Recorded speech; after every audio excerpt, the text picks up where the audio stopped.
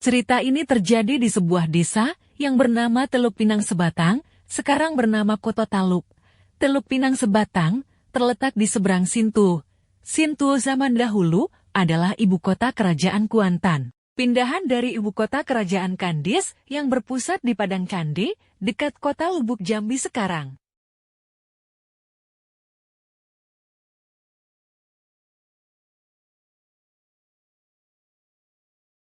Menurut sejarah kedatangan Sangsa Purba pewaris tahta kerajaan Sriwijaya, dalam rangka kunjungannya pada akhir abad ke-14, Sangsa Purba sampai di kerajaan Kuantan.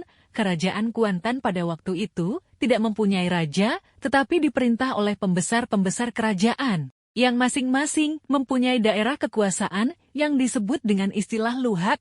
Di dalam kerajaan, ada dua pembesar yang terkenal yaitu Datuk Perpatih dan Datuk Ketemanggungan, untuk membangkitkan semangat Melayu Raya. Sangsa Purba mengajak Datuk Perpatih dan Datuk Ketemanggungan mengunjungi negeri Merapi, yang pada zaman kerajaan Sriwijaya merupakan daerah kekuasaan kerajaan Sriwijaya. Kedua pembesar kerajaan Kuantan, Datuk Perpatih dan Datuk Ketemanggungan diangkat jadi pembesar di kerajaan negeri Merapi yang sangat disegani dalam kerajaan. Sangsa Purba diganti oleh Aditya Warman, keturunan darah Jingga dari kerajaan Melayu Darmasraya yang diperkirakan mempunyai hubungan erat dengan Sangsa Purba. Pada tahun 1347 Aditya Warman telah dikukuhkan sebagai raja di kerajaan negeri Merapi dengan mendapat persetujuan dari Datuk Perpatih dan Datuk Ketemanggungan. Berdasarkan sistem adat yang telah tumbuh dan berkembang yang dibina Datuk Perpatih dan Datuk Ketemanggungan membagi kerajaan 4 luhak yang berkuasa di rantau Kuantan.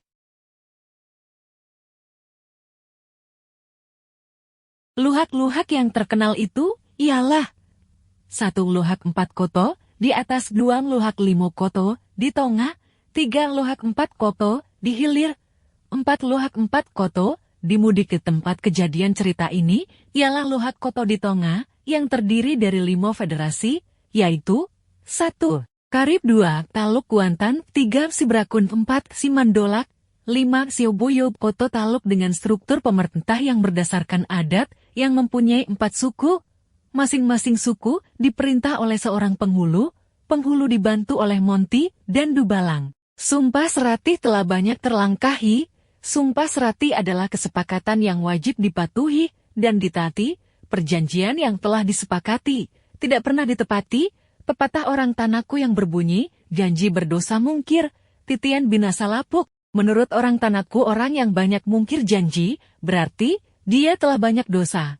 Janji yang banyak dimungkiri adalah, kalau ada anak yang lahir tua dari bapaknya, harus diberikan kepada orang Tanaku untuk kemakmuran Tanaku. Istilah sekarang adalah anak haram orang Tanaku adalah orang Bunian.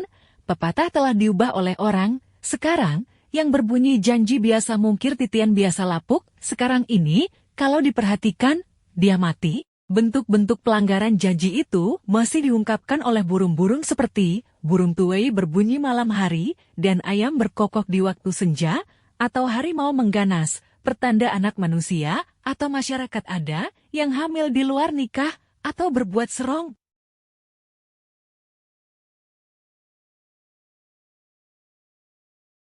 Pertanda-pertanda seperti ini yang terjadi di lingkungan sudah mulai tidak diperhatikan lagi.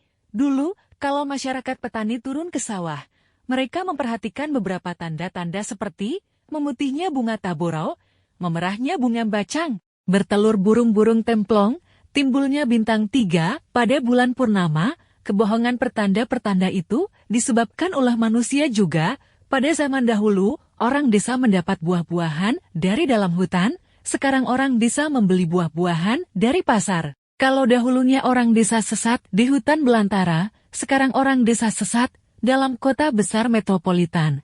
Cerita ini berawal dari kisah seseorang pemuda yang bernama Ali Gepar.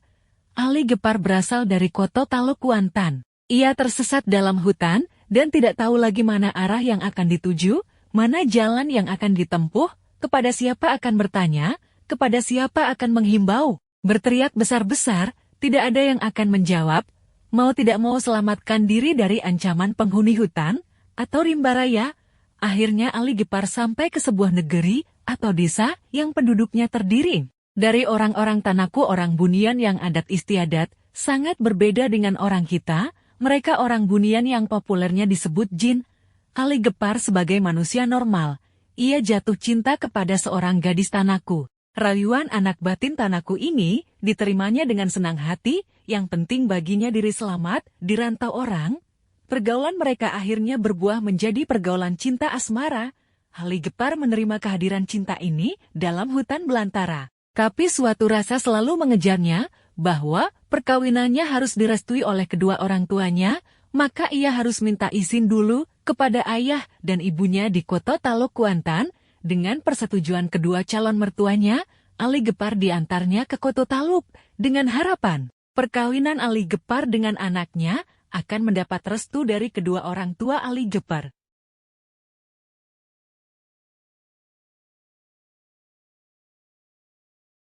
Tapi rencana sering tidak sesuai dengan kenyataan. Setelah Ali Gepar sampai di desa Koto Taluk, ia disambut dengan ratapan dan tangisan yang membawa Ali Gepar kepada perubahan menolak cinta suci murni yang telah tertanam di hatinya. Semakin cintanya kepada gadis Tanaku telah tumbuh dengan subur. Pohon cintanya telah berurat berakar di hati gadis lugu orang Tanaku. Tiba-tiba perubahan itu berubah. Janji yang telah diikrarkan dihapusnya dengan tinta kebencian. Semboyan orang Tanaku berjanji berdosa mungkir. Titian binasa lapuk orang-orang Tanaku sangat teguh dengan janji. Memungkiri janji bagi mereka adalah suatu dosa yang sulit untuk dihapus.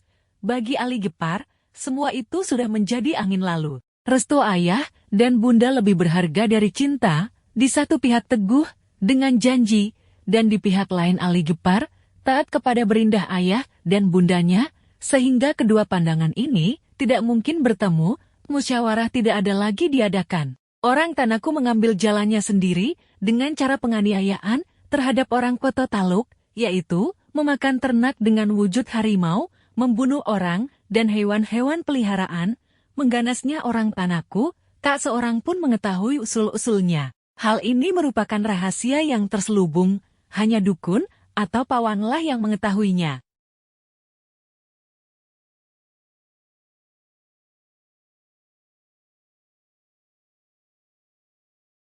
Kemelut cinta antara keluarga yang berbeda agama, berbeda kebudayaan, diakhiri dengan terperangkapnya seekor harimau yang berubah wajahnya dengan seorang gadis cantik.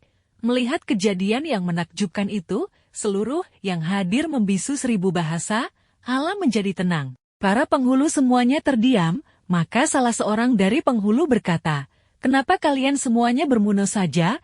Tidak ada yang berkata, "Oleh masyarakat Taluk Kuantan bermuno," dan pada akhirnya disebut dengan Limuno. Semenjak itulah tempat atau lapangan yang dijadikan oleh masyarakat kota Taluk untuk membuat perangkap harimau dinamakan dengan lapangan Limuno yang sampai saat ini dipergunakan sebagai tempat-tempat kegiatan. Dengan terperangkapnya gadis cantik dari Tanaku itu, semua desa menjadi gempar. Penduduk yang tidak pergi melihat berarti ketinggalan rugi.